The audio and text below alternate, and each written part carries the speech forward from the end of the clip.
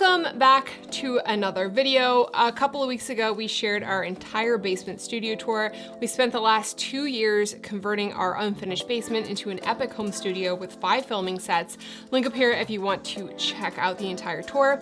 But in today's video, we're gonna break down those 5 filming sets and talk about the problems that they solve for us when it came to making YouTube videos, why we built these specific sets out, how we have them set up, and then how we use them.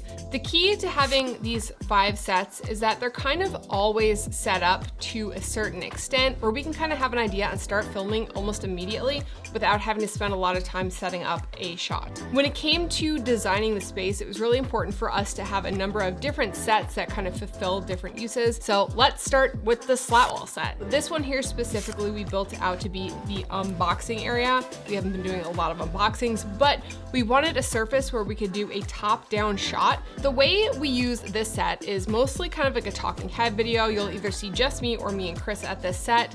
Sometimes we'll bring a laptop and do kind of a desk setup here where we do a tutorial, or we do a top-down shot where we're showing what's in our camera bag or some products that we're using. So that's the purpose of this space. So for this shot, we use the Sony a7S III. We shoot all of our videos in S-Log3. We have an entire video on our log workflow if you want to check it out, link up here. And today we're using the 24mm prime lens for this shot, but the lens we choose kind of depends on what we have going on the desk and whether we want to see the concrete wall right here or not. Oftentimes we're choosing a wider focal length if we want to see the tabletop, if we have a laptop on here if we're doing a tutorial, and if it's a talking head, we'll do something a little bit more zoomed in to focus more on Chris and I. We have an overhead rig here. We kind of went in depth on what we're using for an overhead rig in our 8 studio must-have, so you can check it out up here. Currently, we just have a Manfrotto friction arm with a super clamp attached to the joist in the ceiling, so ceilings are open in the studio. And we have the Rode Video Mic Pro Plus mounted here to my Frankenstein setup. Again, you can check it out in that video. But this also doubles as a camera rig as well, so we can mount an overhead camera here, top-down shot, mount the mic. What's happening up here out of camera will depend on what we're shooting here. Right now, we're just doing a talking head, so the mic's here. For lighting, we have actually 3 lights in the set. Our key light is the Aperture 120D, and we have a newer softbox on that. And that's just to kind of give us a nice diffuse light source. Right here on the slat wall, you can see, this is the Godox VL150 with a grid and some barn doors on it, just to focus a little bit of light on that slat wall, so it's not just a big black suck hole for light. You can see the details in the slats with that light. Over here, these are just Arlo pendant lights from EQ3, and inside we have Philips Hue light bulbs. And the reason for this is because the B7C bulbs that we use in the rest of the studio don't fit quite well inside these lamps because there's kind of this like plastic dome, and then the lantern is paper. So to prevent touching the lantern too often, we just put normal Philips Hue light bulbs in them, and we keep them at 100%. So that is the slat wall set. We have a couple of sound panels above and a big rug underneath. This table goes up and down depending on if we need it to move. And of course, we have another chair that we can fit Chris in here as well when he's in the shot. So that's the slat wall set. Okay, next. I don't know what's next. Moving over to the backdrop set, this one can change depending on what type of project that we're working on. So the thought process behind the backdrops was to have a spot where we could shoot product photography fairly quickly. We just released the first 2 pieces in our home decor line. Link up here if you want to check it out. So having the ability to just pull down a plain paper backdrop to do a quick product shot is really helpful. And it's something that I found super useful in my previous studio. We had a backdrop stand with a number of different color backdrops, and to have those options is super helpful. You know, we have the 3 gray, black, and white paper backdrops hung up here, but we can purchase or add to the kit any color from the line and just swap those backdrops out depending on what we're working on. So if we're working with a brand and those brand colors are, say, blue or green, and we need to shoot something that matches the brand's brand colors, then we can just purchase a paper backdrop, swap one of these out, and change up the colors and do some product photography. The other use for this set is headshots. If we need a quick professional headshot, my hair changes every 6 weeks, so if I need to update a headshot, I can quickly do that here. It also gives us kind of a fun, different narrative looking shot like this. This is the closest you'll probably ever see my face, which is a lot to deal with, but it is cool to have a little bit of a different option, of course, because of how tight it is and where I'm sitting and the shortness of the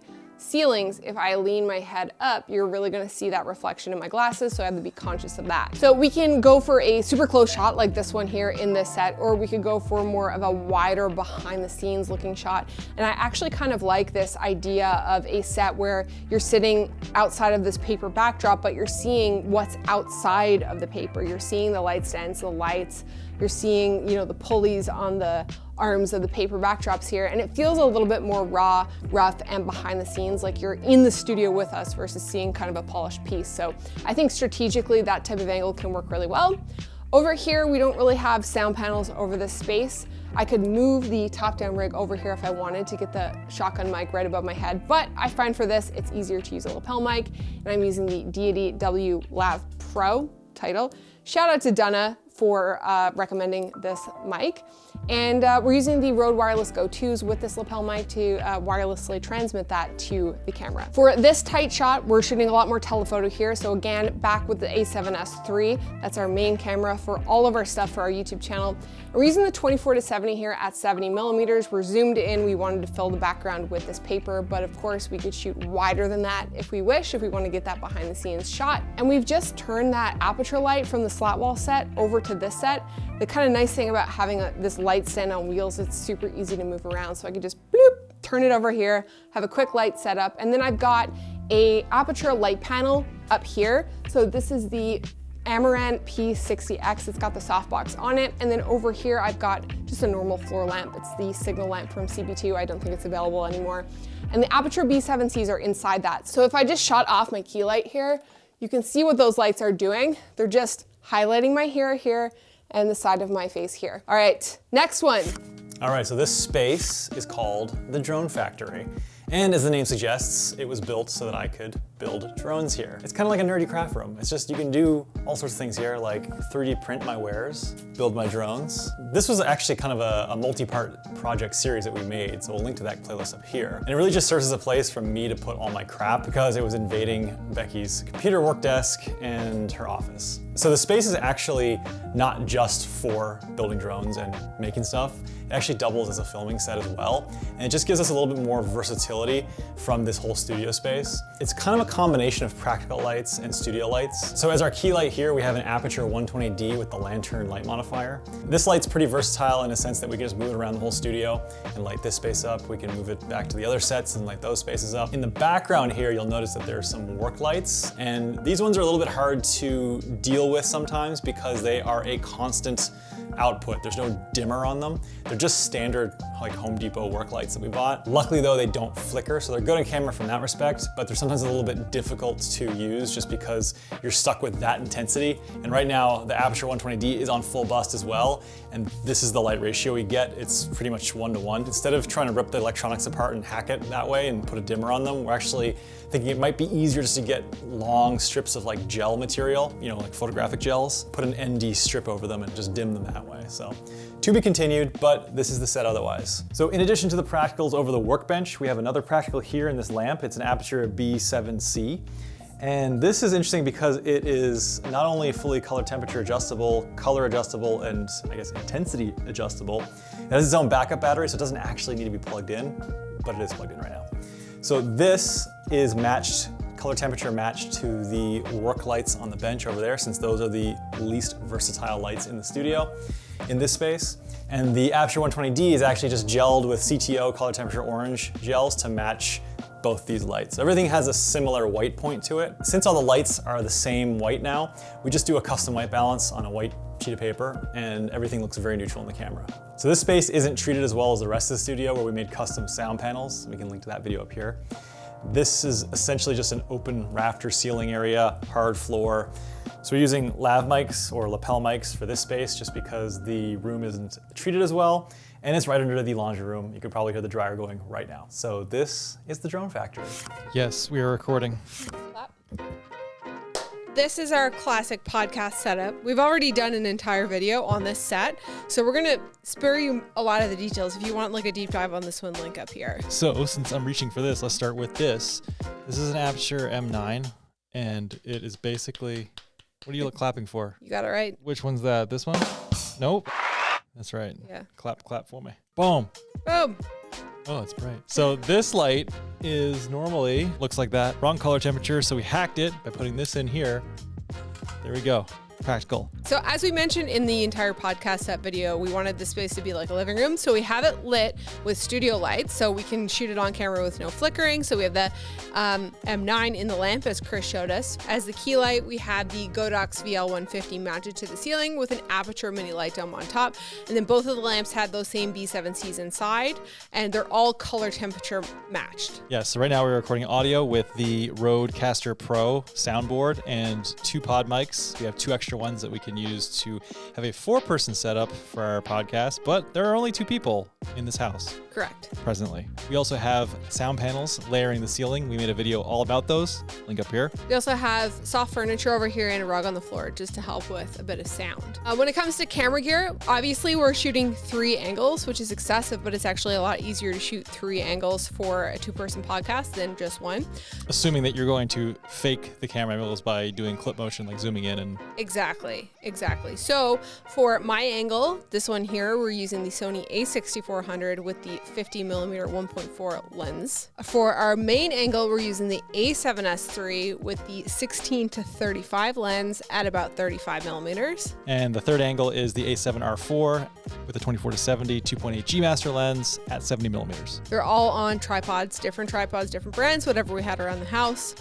And that's this set. The whole purpose of this side of the set was to have a living room type set that we could record the podcast. But if you guys watch our videos, you might have noticed us setting up in a couple of different ways over here for other types of videos, like in the front, shooting straight against this background, or kind of shooting down the hallway. So it kind of doubles as a background, but the problem that this set solved for us was having a place that was constantly set up for the podcast that looked like a living room. Now all we gotta do is get 3 extra cameras that are always just there.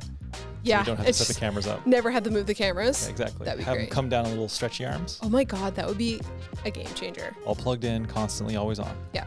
Ready to go. Ready to go. All right. And ready to go to the next set. Next set. Obviously, this is the WOW, the wall on wheels that we built out in this video. As I've said a million times, the purpose of the WOW is for it to be a divider separating the utility section of the studio from the studio section of the studio, but also the opposite side can be ever evolving depending on what kind of project that we're working on. And we built out kind of a basic gallery wall on this wall just to have a little somewhere different to shoot. We will consider this our 5th background. Some of you guys were asking in the studio tour how it sounds in here with the furnace being on the other side. Usually when we film, we turn the furnace off so you can't hear it. We eliminate that extra noise, but when we're down here just kind of setting up and the furnace is on, the wall actually does block a little bit of the sound and it does make it a little quieter in here. You can still hear it, but it's a lot less annoying to be in here. There's no sound panels over here, so we're using the lapel mic, getting that nice and close to the mouth. And the lens is gonna completely depend on what we're shooting, how much we want to show. Right now, I'm using the Sony 24-70 G Master lens at 2.8. This is a very versatile lens when it comes to shooting in the studio because you have the wide end and the telephoto end and everywhere in between, which I find great when it comes to these smaller backgrounds to be able to get back and zoom in and just kind of dial in, even if it's one of those weird focal lengths like 32 or 31mm. So this is about 30mm right now with the aperture 120D above with the giant soft blocks here. We love that kind of nice soft flattering light. We're swiveling that light over from the slat wall set. We got the B7C here in just a normal ceiling pendant light. That's actually plugged in. We've got it mounted to the ceiling via a squeeze clamp. And then we have a floor lamp over here. This is the Signal floor lamp from CB2. You saw it in the backdrop set. We used it as a rim light. Well, now it's actually in the shot as a prop and the B7Cs are inside there so we can match all the color temperatures and get a nice even lighting. That's kind of the setup for the WOW, the wall on wheels. Now, of course, when we use the other side to build it out based on whatever custom set we're working on, we're gonna change the lighting up completely depending on the style of shot that we're going for. So if you wanna check out how we use that in Heading East, you can check out the vlog that we made, link up here where we built out that entire set. That is it, 5 sets, 1 room. Thank you guys so much for watching and we'll catch you on the next one. So right here we have, what is that? This is an Aperture B9. No, B7s. B7. I'm just making up light names. Yeah. I just make up numbers and wait for you to tell me that's the wrong name. Connected to a aperture. Godox VL150. Drone Factory! That's like the energy in this space. Closest thing we're gonna ever have to a man cave in this house. There's kind of competing energy, that there, and then that pennant that says go away. Drone Factory! Drone Factory! I always wanted a sword run as a kid.